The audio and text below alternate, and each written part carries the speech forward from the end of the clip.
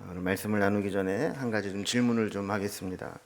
여러분은 여러분들이 기도할 때 기도한 것이 얼마나 응답될 거라고 확신하면서 기도하십니까? 때로 우리는 기도는 의무적으로 해보는 것이고 응답과는 별로 무관하다 이렇게 생각하는 경우가 있을 수 있습니다. 또 기도는 하지만 응답이 안 돼도 어쩔 수 없다 이렇게 포기하는 경우도 있습니다. 심지어는 기도는 했지만 안 될 줄로 믿고 기도하는 경우도 있을 수 있습니다. 그러니까 우리가 기도는 하지만 정말 내가 이 기도한 거는 반드시 하나님 응답해 주실 거야 이런 확신을 가지고 기도하지 못하게 될 때 기도의 응답이 딱 이루어지면 놀라는 거죠. 그런 농담이 있어요. 어떤 사제가 평생 기도의 제목이 뭐냐면 하나님 한 번만 좀 보여달라고. 근데 어느 날 이 사제가 기도하다가 죽었대요. 왜 죽었나 봤더니 하나님이 실제로 보여줬더니 놀래가지고 죽었다는 거예요. 그러니까 우리는 이제 기도하면서 응답받기를 원한다 하는 마음이 한편으로는 강하게 있지만 한편으로는 기도의 응답이 안 될 수 있다라고 하는 생각도 늘 가지고 기도를 하는 겁니다. 근데 오늘 본문도 그런 상황이 좀 벌어지고 있습니다. 이방인 출신이었던 헤롯은 유대인들에게도 좀 환심을 좀 사야 되고 또 유대 지역을 좀 안정되게 잘 관리를 해서 로마의 황제에게도 인정을 받아서 오랫동안 그곳을 좀 통치하는 분봉왕으로 좀 있고자 하는 그런 마음이 있었습니다. 그래서 제일 중요한 게 뭐냐면 이 유대 지역은 이 종교적인 열심이 강한 지역이기 때문에 이 종교적으로 한번 뭉쳐버리면 방법이 없는 겁니다. 그래서 그때 가장 큰 불씨가 되는 게 기독교인들이었는데 어떻게 하든지 기독교인들 좀 말살을 시켜서 유대의 땅을 좀 평안하게 유지해야 되겠다 이런 마음을 가지고 있었는데 유대인은 환심도 사고 로마에도 인정받기 위해서 가장 좋은 것이 뭐냐면 예수님의 제자 중에 한 사람이었던 야고보를 죽여본 겁니다. 그러니까 이 일이 상당히 호응이 좋아요. 유대인들도 잘했다 막 이렇게 하고 또 이 기독교인들도 위축이 되고 또 박해가 있을 때 막 떠나가기 시작하고 그래서 이 헤롯이 이번에는 그럼 이참에 수제자인 베드로까지 죽이면 이제 예루살렘과 유대 땅에서 기독교인들은 이제 맥을 못 출 거다 이 생각을 하고 이 베드로를 처형하기 위해서 체포를 해다 놨습니다. 근데 이 시기가 안 좋았어요. 체포해다 놓고 나니까 명절이 시작된 겁니다. 그들의 유대인의 이 절기 유월절이 있을 때 유대인들은 항상 이 사형과 같은 중대한 처형은 절기 때는 안 했거든요. 그러다 보니까 절기가 끝나면 집행을 해야지 하고 기다렸는데 절기가 끝나고 집행을 하려고 하던 전날 밤 하나님께서 이 베드로를 감옥에서 끌어내시는 사건이 있지 않았습니까? 천사가 베드로의 이 쇠사슬을 다 벗겨내고 겹겹이 잠가놓았던 문들을 다 여시면서 이 천사가 결국은 신의 한복판까지 베드로를 끌고 와서 천사가 이제 사라져 버리고 말았어요. 그 천사의 손에 이끌려 가지고 얼떨결에 나오긴 나왔는데 이 베드로도 자다가 지금 일어나서 끌려 나온 거기 때문에 제정신이 아닙니다. 정신을 차리고 나서 보니까 뭔가 지금 심상치 않은 거예요. 근데 얼떨결에 나오긴 나왔지만 당황스러운 겁니다. 왜냐하면 지금 무죄 판결을 받고 석방된 것도 아니고 형기를 다 마치고 나온 것도 아니고 지금 이제 법으로 따지면 불법 탈옥이잖아요. 하나님의 입장에서 보면 하나님의 은혜로 베드로를 끌어낸 것이지만 이 법으로 보면 불법 탈옥이란 말이에요. 그러니까 이 베드로가 가만히 상황을 생각을 해보면 이거 또 잡혀가면은 어차피 죽을 거지만 진짜 죽겠구나 이런 생각을 할 수밖에 없는 그런 상황입니다. 근데 우리가 지난번에 살펴본 11절에 보면 베드로가 정신을 딱 차리고 나서 상황 판단을 어떻게 했냐면 이것은 주께서 헤롯과 모든 유대인의 손에서 나를 벗어나게 하려 하심이라 라는 것을 깨닫게 됩니다. 그러니까 베드로 입장에서는 하나님이 지금 끄집어내셨는데 다시 날 가두셔 그러고 들어갈 수도 없는 거고, 또 나오긴 나왔지만 그 다음도 참 불분명하고 이런 상황인 겁니다. 자, 이럴 때 베드로가 어디를 갔느냐 하면 우리가 흔히 말하는 마가의 다락방이라고 불리는 이 마가 요한의 어머니 마리아의 집으로 갔습니다. 이 마가랑 요한은 같은 사람입니다. 마가는 이제 헬라식 이름이고 요한은 유대식 이름입니다. 근데 그의 어머니가 마리아라고 돼 있어요. 성령 강림 사건이 임했던 마가의 다락방이라고 불리던 그 방, 그리고 예수님이 십자가를 지시기 바로 전날 밤에는 제자들과 함께 최후의 만찬을 하고 성만찬을 거행했던 곳, 그것이 바로 이 마가의 다락방이었습니다. 이곳은 늘 초대교회의 모임 장소로 사용되었습니다. 그러니까 기독교의 입장에서 보면 예루살렘의 본부 역할을 했던 곳이 바로 이 마가의 다락방이었죠. 이걸 알았기 때문에 베드로는 감옥에서 나오자마자 그곳으로 간 겁니다. 근데 가서 보니까 여러 사람들이 모여서 기도하고 있었다 그럽니다. 여러분, 무슨 기도를 했을까요, 그들이? 우리가 지난번에 살펴본 5절 말씀에 보면, 이에 베드로는 옥에 갇혔고 교회는 그를 위하여 간절히 하나님께 기도하더라 그랬어요. 누구를 위해서 기도했다고요? 베드로를 위해서 기도하고 있는 겁니다. 베드로의 안전을 위해서 기도했겠죠. 여러분, 목회자 입장에서 보면 교회에 딱 왔을 때 가장 흐뭇한 장면은 바로 이런 겁니다. 그럼 예를 들어서 교회에 딱 왔는데 막 방방에 모여서 기도하는 소리가 막 들리고, 또 여기저기 모여서 막 합심 기도를 하고, 또 모여서 막 서로 기도 제목을 나누고, 그리고 말씀으로 은혜 받은 막 간증들을 막 쏟아내고, 그러면 이렇게 서로를 축복하고 기도하고 은혜를 나누는 그런 공동체가 있다면 그럼 얼마나 영적으로 풍성하겠어요. 베드로도 지금 이 마가의 다락방에 딱 갔는데 막 기도하는 소리가 들리는 겁니다. 여러분, 여기까지가 우리 지난주에 살펴본 내용입니다. 오늘 13절 말씀해 보면 베드로가 그 마가의 다락방의 대문을 이렇게 두드렸어요. 그러니까 이 로데라 하는 여자 아이 하나가 대문 두드린 소리를 듣고 나와 본 겁니다. 14절에 보면 로데가 목소리를 들으니까 누구의 음성인 줄 알았다고요? 베드로의 음성인 줄 알았다는 거예요. 그래서 너무 기뻐서 문 여는 것도 잊어버리고 다시 돌아갑니다. 그래서 안에 기도하는 사람들에게 아이고, 지금 밖에 베드로가 왔다고 막 그렇게 이야기를 한 거예요. 그 여자아이가 얼마나 흥분을 했는지 문도 안 따주고 그냥 다시 돌아가 버린 겁니다. 그래서 베드로가 돌아왔다는 말을 들은 사람들의 반응이 썰렁해요. 15절에 보면 베드로가 지금 밖에 와 있다 서 있다 하는 말을 들은 로데에게 사람들이 뭐라 그랬습니까? 네가 미쳤다 그랬어요. 이 제정신이냐, 지금 네가 미치지 않고서야 어떻게 그런 말을 할 수 있느냐, 이런 거예요. 그러자 이 로데는 굴하지 않고 더 힘써 참말이라고 이야기를 했다라는 겁니다. 자, 그러니까 이 이야기를 들은 사람들이 뭐라 그래요? 그럼 그거 베드로 아니고 베드로의 천사를 본 거야. 우리 양보할게. 베드로는 아니야. 근데 네가 본 거는 천사를 본 거야. 이렇게 이제 얘기를 한 거예요. 저들은 지금 베드로가 나올 수 있는 상황이 아니라는 걸 알아요. 헤롯이 이 베드로를 죽여서 이번에 기독교를 말살하려고 감옥에 가두었어요. 근데 절기가 시작됐기 때문에 죽이지 못하고 지금 지키고 있는데 4명씩 사조로 편성을 해서 보초를 세웁니다.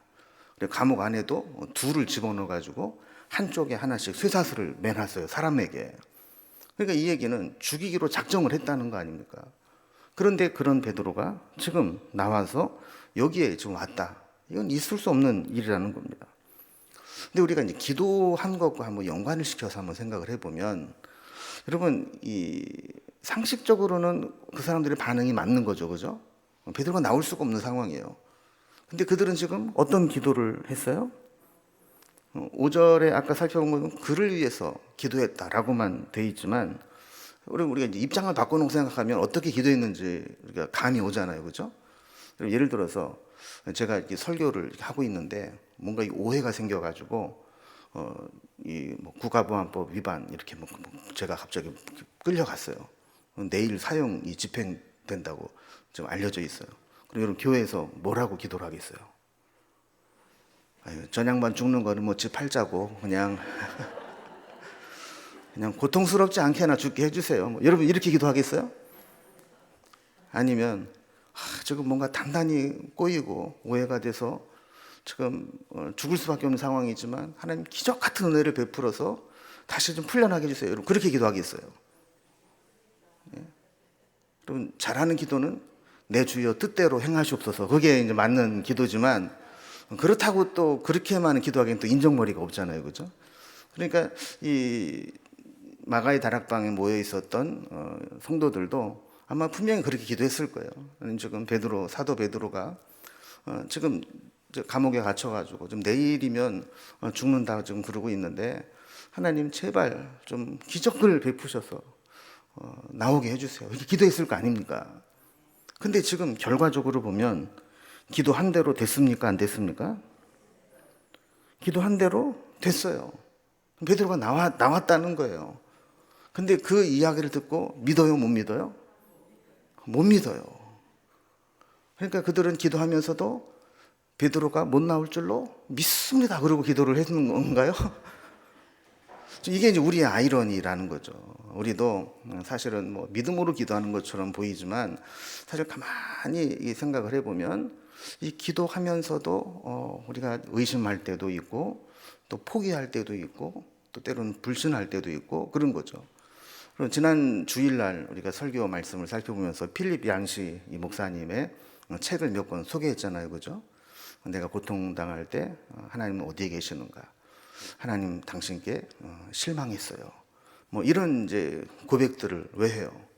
우리 정말 고통 가운데 기도했는데 기도의 응답이 더디다고 생각할 때, 기도 응답이 없다고 생각할 때, 이런 경험을 한두 번 하다 보면 스스로를 낮추는 거죠. 영적인 기대감을 낮춰서 내가 괜히 기도하고 응답될 때 기다리다가 응답이 안 되고 실망하느니 차라리 기대를 하지 말자, 이렇게 신앙생활 하기가 쉽다라는 거예요. 거기에 모인 사람들도 아마 대부분 그랬을 거예요. 그냥 답답하니까, 현실이 너무 암울하니까 살려달라고 기도는 했지만 그래도 못 나올 거야, 이렇게 생각을 하고 있었던 것이죠.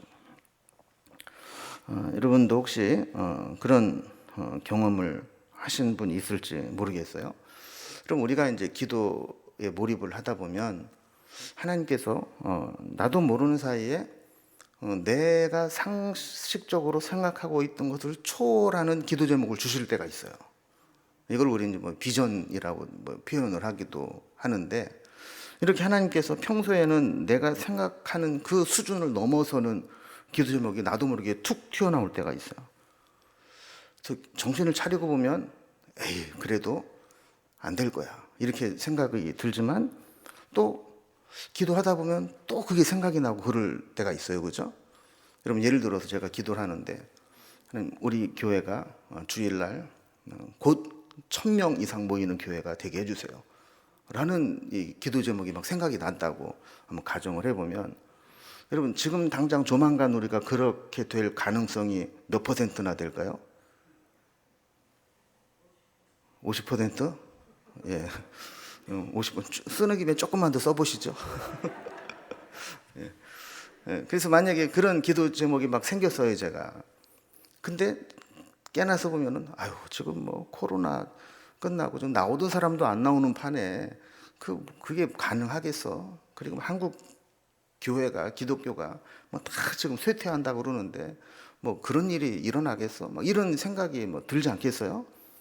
근데 또 기도하면은 하나님이 주신 마음이니까 또다시 너 왜 안 된다 그래? 내가 한다는데 왜 안 된다 그래? 하나님이 계속 도전을 주시면 아멘 하고 또 하게 되잖아요, 그죠? 그리고 사실 기도라는 게 그런 영적인 씨름 아닙니까? 그래서 이 기도의 응답이 되기 위해서는 두 가지가 필요한데, 하나는 하나님이 주신 마음을 믿음으로 받아들이는 게 필요합니다. 그래서 뭔가 하나님께서 나에게 도전을 주시고 비전을 주시고 기도 제목을 주실 때 에이 미쳤어, 어떻게 그런 일이 일어나, 이렇게 해버리면 거기에는 기적도 은혜도 능력도 안 나타나는 거예요. 그런데 하나님께서 그 마음을 주실 때 아멘 그렇게 받아버리는 거죠. 여러분 옛날 사람들이 누가 꿈 꿨다 그러면, 좋은 꿈이면 어떻게 해요? 너 잘 먹고 잘 살아라, 그게 아니라 너 그 꿈 나한테 팔아, 이러잖아요. 그죠? 그게 왜냐하면 욕심이 있기 때문에 그런 거예요. 그 꿈이 나에게 이루어지면 좋겠다라는 욕심이 있으니까 너 그 꿈 나한테 팔아. 이렇게 해서라도 받고 싶은 거죠. 그럼 우리는 꿈을 믿는 사람이 아니에요. 하나님의 은혜를 믿는 사람이고 하나님의 능력을 믿는 사람이에요. 그러니까 우리가 그런 기도하다가 그런 마음이 생기면 어떻게 해야 돼요? 아멘 하고 받아야 돼요. 지금 상황은 불가능해 보이지만 하나님이 그 기도 제목이었다면 이루어질 줄로 믿습니다. 아멘. 하나님 그거 내 기도 제목입니다. 내가 응답받을 겁니다 하고 딱 받아야 되는 거예요. 두 번째 필요한 게 뭐냐면 그 주신 기도의 제목을 끝까지 기도하는 거예요. 중간에 포기하지 않는 거예요. 중간에 이거 내가 미쳤지 이렇게 생각하지 않는 거예요. 그래서 하나님이 주신 마음 비전을 아멘으로 받았다면 그 다음에는 어떤 부정적인 생각 상황들이 벌어지더라도 흔들림 없이 지속적으로 기도하며 나아가는 것, 이것이 필요하다라는 겁니다. 근데 많은 사람들이 기도는 실컷 해놓고 결정적인 순간에 안 믿어요.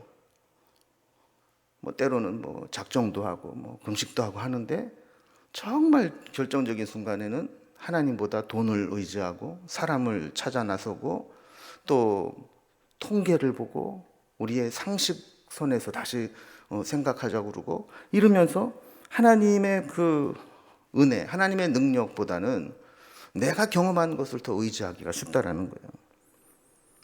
그러니까 오늘 본문에도 보면 그 마가의 다락방에 모여 있었던 사람들이 그렇게 베드로를 위해서 기도해 놓고도 베드로가 나왔다 그러니까 믿어주는 사람이 한 명도 없었던 겁니다. 16절에 보면 재미있는 상황이 연출이 됩니다. 지금 그 안에서는 이 로데가 내가 지금 문에서 베드로 소리를 들었다. 지금 이렇게 얘기를 하니까 베드로다, 아니다, 네가 미쳤다, 제정신이다, 아니면 네가 천사를 본 거다, 헛것이다 막 이러고 있는데 베드로는 지금 어떤 상황이에요? 못 들어가고 문 밖에 서서 두드리노니 내가 문 밖에 서서 두드리노니 계속 두드리고 있는 거예요. 늦게서야 문을 계속 두드리는 소리가 나니까 열어줬는데 베드로예요. 얼마나 놀랐겠습니까? 근데 중요한 것은 이 베드로의 출현을 보고 이것이 자신들의 기도의 응답이라고 받아들이는 사람이 한 사람도 없었다라는 겁니다. 17절에 보면 베드로가 사람들에게 놀라지 말라 진정을 시키면서 간증을 하기 시작합니다. 주께서 자기를 어떻게 이끌어서 감옥에서 나오게 했는지 이야기를 해줍니다. 그리고 야고보와 형제들에게 이 말을 좀 전해라 이 말하고 떠났다 그래요. 그럼 여기에 야고보는 이제 12장 앞부분에 헤롯에게 죽은 야고보가 아니라 예수님의 동생 야고보입니다. 아마도 이 예수님의 친동생 야고보는 예수님의 부활 이후에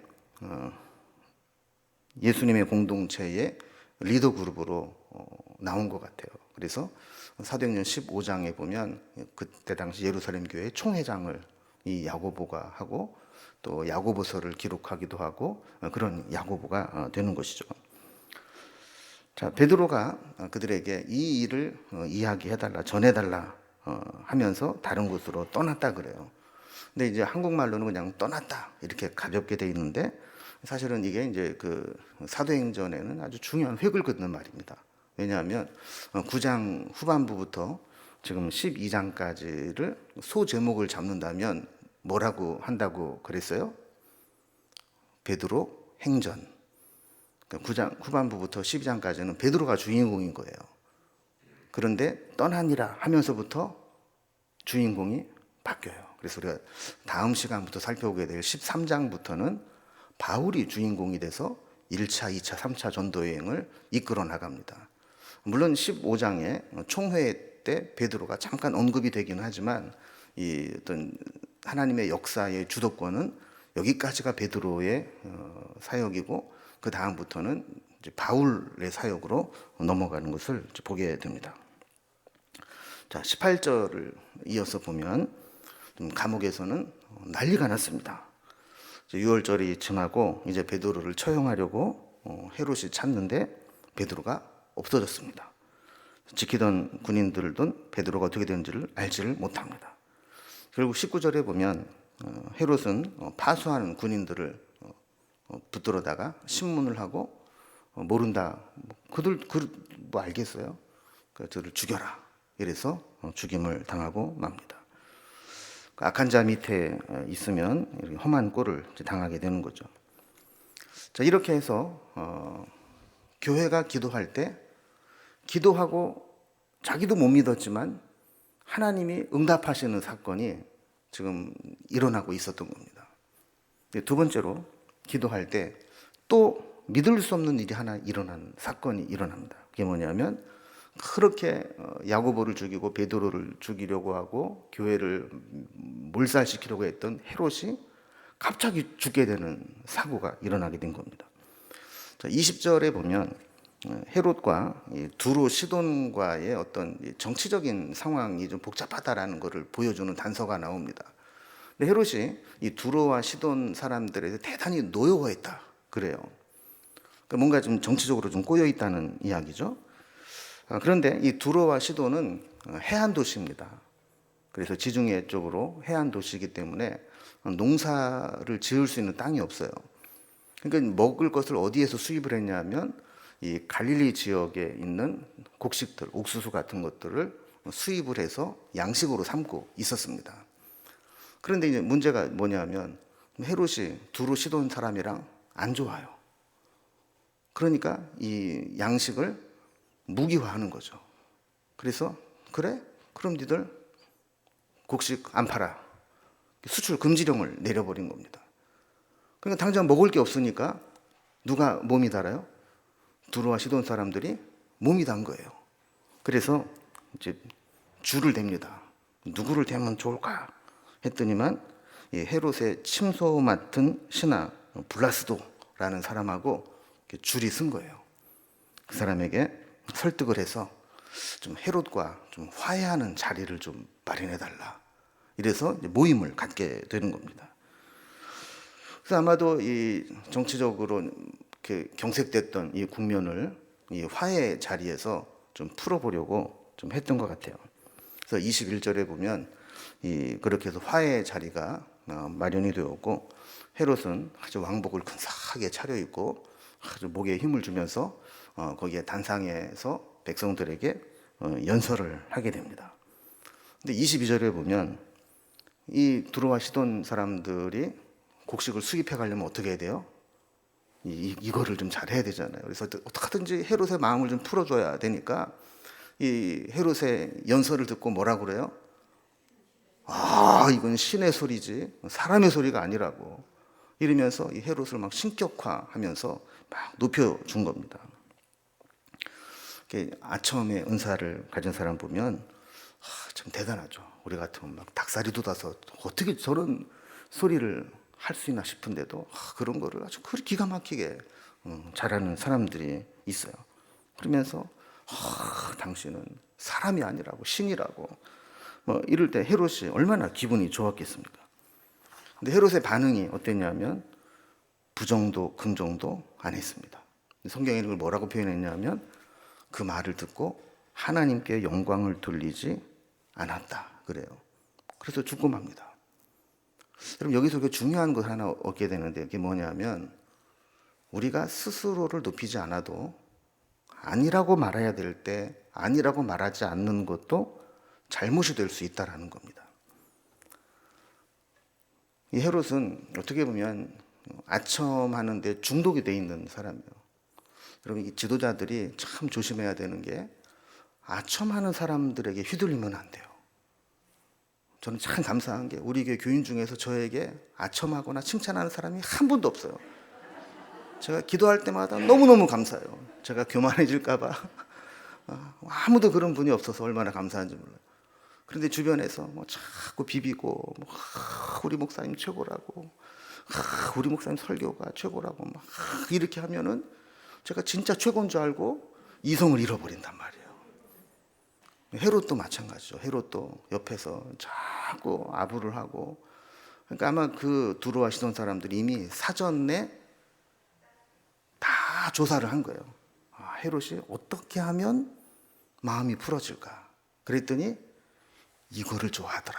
그러니까 하나님이라고 그러면 그냥 풀어져서 식량 수출 다시 허가 내줄 거다. 이렇게 돼버린 거죠. 여러분이 아첨하는 사람들은요, 이 바지사장 지도자로 만들어 놓고 아첨하면서 그 사람을 독재자로 만들고 그 밑에서 부스러기를 먹으면서 자기가 왕이 될 수는 없으니까 그 계속 아첨을 하는 거예요. 그러면 지도자는 그 세계에 갇혀서 진짜를 듣지 못하고 오직 그냥 아첨하는 사람들의 소리만 듣고 그것이 진실인 줄 알고 자기만의 세계에 갇혀 있다가 망하게 되는 거거든요. 헤롯이 바로 그랬습니다. 헤롯은 분에 넘치는 이야기를 들었습니다. 헤롯은 감히 신으로 추앙받아서는 안 되는 사람입니다. 교회를 핍박하고 사도 야고보를 죽이고 베드로까지 죽이려고 했던 자인데 자기를 신이라고 떠받드는 그 이야기를 듣고 아무 말도 하지 않았다는 거예요. 23절에 보면 헤롯이 이런 이야기를 들으면서도 영광을 하나님께 돌리지 아니하므로 주의 사자가 곧 친히 벌레에게 먹혀 죽으니라 그랬습니다. 여러분, 다른 인물들은 어떻게 했을까요? 믿음의 사람들은 자기를 막 높일 때, 신처럼 대할 때 어떻게 했을까요? 베드로가 고넬료의 집에 도착을 했을 때 고넬료가 베드로를 얼마나 극진히 모셨는지 그 발 앞에 엎드려서 절하면서 베드로를 맞이했다 그래요. 여러분, 이때 베드로가 어떻게 반응합니까? 사도행전 10장 26절에 보면 베드로가 일으켜 이르되 일어서라, 나도 사람이라. 네가 그렇게 나를 극진하게 대할 사람이 아니다. 나도 너랑 똑같은 사람이다. 이렇게 자기 자신을 낮추는 거죠. 14장에 가면 바울과 바나바가 루스드라에 전도를 하러 갑니다. 그래서 남에서부터 한 번도 걸어보지 못한 사람을 일으켜 세우는 기적을 행하게 되죠. 그리고 바울이 복음을 전합니다. 그 사람들이 볼 때 이 바나바는 제우스다, 그리고 바울은 헤르메스다, 이렇게 부른 거예요. 그건 최고의 극찬입니다. 그들이 헬라 문화권에서 제우스, 그리스 로마 이 신화의 이 신으로 지금 인정을 하는 거거든요. 근데 14장 14절 15절에 보면 두 사도 바나바와 바울이 듣고 옷을 찢고 무리 가운데 뛰어들어가서 소리질러 이르되 여러분이요 어찌하여 이러한 일을 하느냐, 우리도 여러분과 같은 성령을 가진 사람이라. 그럼 이게 정상인 거죠. 자기를 설령 하나님의 도구로 쓰임받아서 기적을 행하고 능력을 행해도 자기를 신처럼 떠받들려고 그럴 때 옷을 찢으면서 그래서는 안 된다고, 큰일 난다고, 나도 당신과 성정이 같은 사람이라고 이러면서 내려와야지.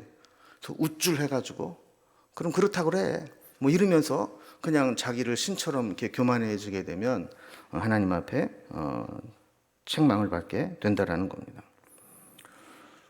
결국 하나님께서 이 헤롯을 심판하시기로 작정하시고, 다른 기록에 보면 헤롯이 닷새 동안 극심한 복통으로 고통을 당하다 죽었다 기록을 하고, 존 스타트 목사님은 외과 의사의 말을 인용하면서 아마도 그렇게 충이 먹었다, 벌레가 먹어서 죽었다는 얘기는 기생충, 이 뱃속에 회충과 같은 기생충이 단단한 공처럼 뭉쳐서 급성 장 폐색증으로 죽게 했을 것이다, 뭐 이렇게 진단을 하기도 합니다. 어쨌든 한 가지 분명한 것은 헤롯이 그렇게 교만했고 사람들로부터 당신은 신이다, 사람의 말이 아니다, 신의 말이다, 이렇게 추앙을 받았을 때 하나님께 영광을 돌리지 않고 자기가 마치 신이라도 된 것처럼 그렇게 교만하게 되었을 때 하나님의 심판을 받게 되었다는 겁니다. 참 인생이라는 게 참 허무하죠. 순간적으로 당신은 신과 같은 존재입니다, 아부를 받았지만 죽을 때에는 가장 그 비천한 그 기생충에 의해서 죽고 마는, 그게 바로 인간의 나약함이라는 것을 헤롯의 죽음을 통해 보여줍니다. 자, 그리고 기도의 응답으로 일어난 세 번째 사건은 24절에 보면 하나님의 말씀은 흥왕하여 더하니라 라는 겁니다. 헤롯의 기세는 이렇게 허무하게 소멸되었지만 하나님의 말씀은 헤롯이 그렇게 없애려고 해도 점점 더 흥왕해 갔다라는 거예요. 여러분, 어떤 책에 보니까 우리가 하나님께 돌아와서 살 길을 얻으려면 하나님의 은혜를 소낙빛처럼 맞아야 된다. 그 글을 읽는데 제가 마음에 감동이 됐어요.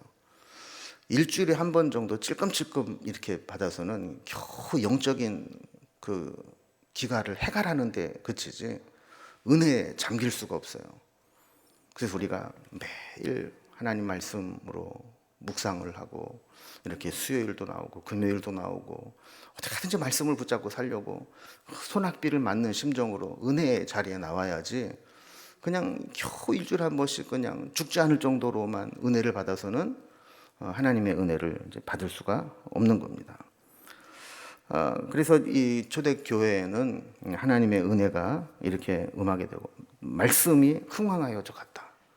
결국 여러분, 부흥이라고 하는 것은 말씀의 역사와 함께 가게 되는 겁니다. 25절에 보면 바나바와 사울이 예루살렘 교회 부조하는 일을 마치고 다시 예루살렘에서 안디옥으로 돌아오게 됩니다. 그런데 돌아올 때 누구를 데리고 왔다 그랬어요? 마가라 하는 요한을 데리고 왔다 그래요. 이 마가라고 하는 요한이 누굽니까? 아까 제가 설명드렸던 마가의 다락방의 그 아들내미예요. 그러니까 이 사람이 우리가 다음 시간에 살펴보게 될 1차 전도 여행에 바울과 또 바나바와 함께 1차 전도 여행을 시작한 사람이 바로 마가 요한이 됩니다. 말씀을 정리합니다. 초대교회가 기도할 때 세 가지 놀라운 사건이 일어났습니다. 기도하면 하나님 응답을 해주시는데 어떻게 응답하냐? 첫 번째는 감옥에서 다음 날이면 죽게 될 베드로가 풀려 나오는 기적이 일어났습니다. 두 번째는 그 믿는 자들을 그렇게 핍박하고 죽이려고 했던 헤롯이 갑자기 하나님의 심판으로 벌레 먹어 죽임을 당하게 됩니다. 세 번째는 교회가 말씀으로 흥왕해지고, 그리고 바울의 전도 여행을 준비하면서 이제 세계 선교의 기초를 다지게 됩니다. 여러분, 이제 우리가 오늘 말씀을 통해서 우리 기도를 다시 한번 점검해 보기를 바랍니다. 우리가 기도했다면 하나님이 하실 일을 기다리면서 믿음으로 끝까지 기대할 수 있기 바랍니다. 윌리엄 캐리 선교사님이 했던 유명한 말이 있습니다. 하나님으로부터 위대한 일을 기대하라. 그리고 하나님을 위하여 위대한 일을 시도하라. 우리가 하나님으로부터 받은 비전이 있으면 그 비전을 가지고 기도하면서 하나님이 어떻게 그 비전을 이루실지를 기대하면서 살라는 거예요. 기도하고 의심하는 것보다는 잊어버리는 게 낫지만 그래도 더 좋은 것은 기도하고 기대하는 거죠. 하나님께서 내게 비전을 주셨다면 어떻게 이루어질 것인가 잊지 않고 늘 기대하며 살아가는 거예요. 그리고 시시때때로 내가 이 비전을 이루기 위해서 무엇을 할 수 있을까 계속 시도하는 겁니다. 그렇게 하다 보면 하나님께서 우리에게 응답해 주시는 겁니다. 하나님은 우리가 기도하고 잊어버려도 불쌍히 여기시고 응답해 주실 때도 있지만, 하나님이 정말 원하시는 것은 하나님 주신 비전을 아멘으로 받아들이고 내 기도 제목으로 받아들이고 응답될 때까지 기대하면서 끝까지 기도하여서 응답받는 것, 그걸 더 기뻐하신 줄로 믿습니다. 그건 기도하고 나서 안 될 줄로 믿습니다 하고 의심하지 마시고 기도했다면 반드시 응답하실 줄로 믿습니다 기도하면서 우리가 믿지 못할 만한 일들까지도 이루시는 하나님이라는 사실을 우리가 기억하면서 다시 한번 기도의 힘을 내시기를 주님의 이름으로 기원합니다. 기도하겠습니다.